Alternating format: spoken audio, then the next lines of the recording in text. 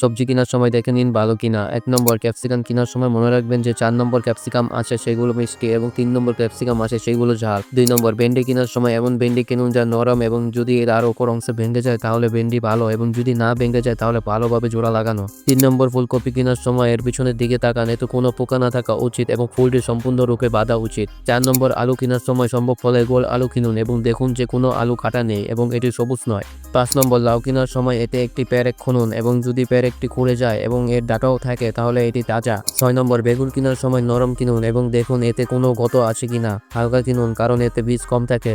৭ নম্বর পেঁয়াজ কেনার সময় খুব বেশি কিছু না, এর ডাঁটা উপর থেকে বন্ধ করা উচিত এবং পেঁয়াজ শুকনা হওয়া উচিত। ৮ নম্বর টমেটো কেনার সময় যদি তাৎক্ষণিকভাবে ব্যবহার করতে চান তাহলে উজ্জ্বল লাল টমেটো কিনুন এবং যদি ২ দিন রাখতে চান তাহলে হালকা লাল টমেটো কিনুন। ৮ নম্বর লেবু কেনার সময় চিপে দেখুন এটি নরম কিনা, বেশি রস বের হবে এবং যদি শক্ত হয় তাহলে রস কম বের হবে। ১০ নম্বর যদি আপনি একেবারেই সবজি কিনতে না জানেন তাহলে আপনি আপনার মায়ের সাথে বাজারে যাওয়া শুরু করেন, আপনি সবকিছু শিখে যাবেন।